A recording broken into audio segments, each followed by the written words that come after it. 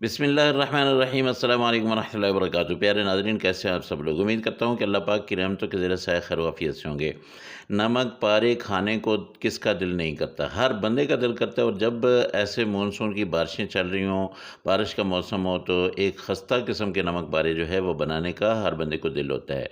तो चलें जी, मैं आज आपको ये तरीका बताता हूँ, लेकिन यह है कि आपको मेरे साथ रहना होगा आखिर तक। मैदा आप ले लेंगे 1 कप और उसमें नमक डाल देंगे आप आधा चम्मच, और ज़ीरा आप साबित लेंगे, ये भुना हुआ ज़ीरा है। ये आधा चम्मच ही है, लेकिन इसको मैं मसल के डालूँगा। अच्छा, जब भी किसी चीज़ को आप मसल के डालते हैं तो उसकी खुशबू दुगनी हो जाती है, बहुत ज़बरदस्त किस्म की इसकी खुशबू आएगी। इसके साथ थोड़ी-सी आपने यहाँ पे ले लेनी है अजवाइन, और अजवाइन को भी हम मसल के डाल देंगे। अच्छा, इसमें जो घी जाएगा, इसमें कभी भी ऑयल नहीं डालिएगा, घी थोड़ा-सा मेल्ट करके आप डालें। 3 से 4 चम्मच आपने डाल देना है, बिला झिझक आप डाल दें। इसका फ़ायदा ये होगा कि ये मैदे को बहुत ही खस्ता, बहुत ही ज़बरदस्त किस्म का बना देगा ये घी।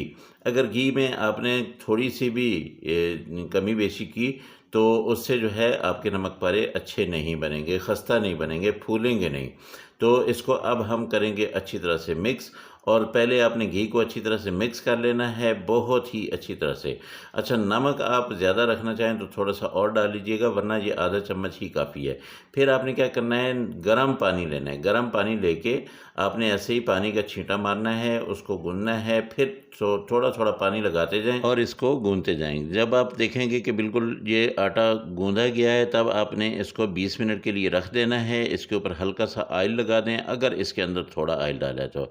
20 मिनट के बाद जब आप इसको उठाएँगे तो ये देखिए, ये 20 मिनट के बाद मैंने इसको ये लिया है। ये देखिए, माशाल्लाह ज़बरदस्त जो है ये आटा हमारा तैयार है। अब हम इसकी एक बनाएँगे रोटी। ये देख लें, ये कितना सख्त है, ये देख लें। इससे नरम नहीं होना चाहिए। ये जो आटा है, सबसे जो अहम चीज़ है वो इसका सख्त होना है। दूसरी अहम चीज़ ये है कि आपसे जितनी भी पतली रोटी हो जाए, आपने पतली रोटी बनानी है, इसको मोटा नहीं रखना है। ये देखिए, ये मैंने कितनी पतली कर दी है। इसको आपने मोटा नहीं रखना है। कई दोस्त ऐसे करते हैं कि इसको मोटा रख देते हैं, तो क्या होता है, वो डोसे से बनते हैं, कोई उनका जायका नहीं होता है, नमक पारे जो है वो अजीब से बन जाते हैं। तो आपने अब लगा देने हैं यहाँ से कट। ये सीधे एक एक बार आपने इन सबको ऐसे सीधा लगाना है, फिर आपने इनको टेढ़ा-टेढ़ा करके लगाना है। अच्छा, आपसे अगर सीधा ना लगे मेरी तरह, बाज़ दफ़ा मैं जो लगा रहा हूँ ना, मुझसे भी अक्सर ऐसे होता है कि सीधे कट नहीं लगते हैं, तो मैं क्या करता हूँ, यहाँ पे मैंने एक चम्मच रखा हुआ लकड़ी का, ये मैं ऐसे रख के, तो इससे मैं ये ऐसे कट लगा देता हूँ। आप भी ऐसे कीजिएगा, कोई चीज़ तो होगी। अगर और कुछ ना हुआ तो बच्चों का स्केल जो है वो घर में पड़ा होगा, आपने उसको से ऐसे टेढ़ा रख लेना है और इसके सारे आपने कट लगा देने हैं। अच्छा, अब इसको उठाने का भी एक तरीका है। यहाँ से अगर आप एक-एक करके उठाएँगे तो ऑयल होगा बहुत गरम, और वो कुछ जल जाएँगे, कुछ कच्चे रह जाएँगे। तो आपने क्या करना है, मैदा लेना है, उसको छन्नी में डालना है और इसके ऊपर आपने डस्ट कर लेना है। जब आप डस्ट कर लेंगे तो आप ये सारे इकट्ठे उठा के ऑयल में डाल दें, बिल्कुल भी आपका ये चिपकेंगे नहीं एक दूसरे के साथ। और अगर आप ये डस्टिंग नहीं करेंगे तो ये नमक पारे आपस में जुड़ जाएँगे, और ऑयल में ये आपस में जब जुड़े होंगे तो फिर बिल्कुल भी एक दूसरे से अलग नहीं होंगे, तो ये मज़ा बिल्कुल नहीं आएगा। तो ये देखिए, आपके सामने मैं सारे के सारे इकट्ठे ही उठा के उसमें डालूँगा ऑयल में, और आप देखेंगे कि बिल्कुल नहीं जुड़ेंगे। ऑयल को आपने अच्छी तरह से गर्म करना है। ये भी आपको बता दूँ कि ऑयल जो है, इसको आपने बहुत ही ज़्यादा गर्म कर लेना है पहले से। अगर ये ठंडा हुआ तो भी ये ऐसे होगा कि ये सारे जो नमक पारे हैं ये नीचे बैठ जाएँगे। ये देखिए, ये मैंने चेक किया है, ऑयल फुल गर्म है। तो अब मैं ये सारे इसके अंदर डाल देता हूँ। अब आपने क्या करना है कि एक चम्मच लेके उससे आपने यूँ इनको अलग-अलग कर देना है, ठीक है? ये आप इसके नीचे से जब ऐसे करके मारेंगे तो क्या होगा कि ये सारे अलग हो जाएँगे, और माशाल्लाह बड़े ज़बरदस्त किस्म के ये बन रहे हैं। तो आपने ये 7 से 8 मिनट आपने इसको पकाना है। अब आप इसकी आँच को बिल्कुल हल्का कर सकते हैं, कोई मसला नहीं है।